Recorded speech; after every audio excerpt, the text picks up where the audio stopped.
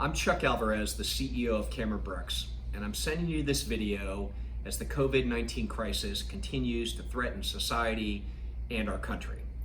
First, our hearts go out to the healthcare workers around the U.S. We recognize and appreciate the important work they're doing to help us recover from this virus threat.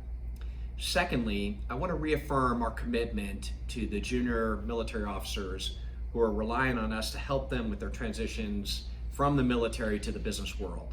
Roger Cameron was always proud to say that our company never canceled a career conference in our history. We have no plans to change that now. We're in the process of running our April career conference virtually, which we've never done before. We're grateful that this technology gives us a path forward to connect great companies with strong junior leaders. The point is that giving up was never an option. Lastly, I suspect that operating with this level of uncertainty is going to be the new normal for the foreseeable future. It's easy. The easy thing to do is to freeze and stop living with the hope that things snap back quickly. In my experience, it never works that way. This problem is going to cause waves and rough waters that are going to last for some time. Once the virus threat subsides, we're going to have to deal with the economic uncertainty of a recession, rising unemployment rate, and a contracting GDP. But America is no stranger to setbacks and adversity. We've been there before. I think back often to some very tough times, like the dot-com implosion of the late 90s and the recession that followed, the terrible uncertainty following the September 11th attacks, and most recently, tough days during the financial meltdown in 2008 and 2009. We learned back then that the most important actions when facing turbulent times is to focus on the mission.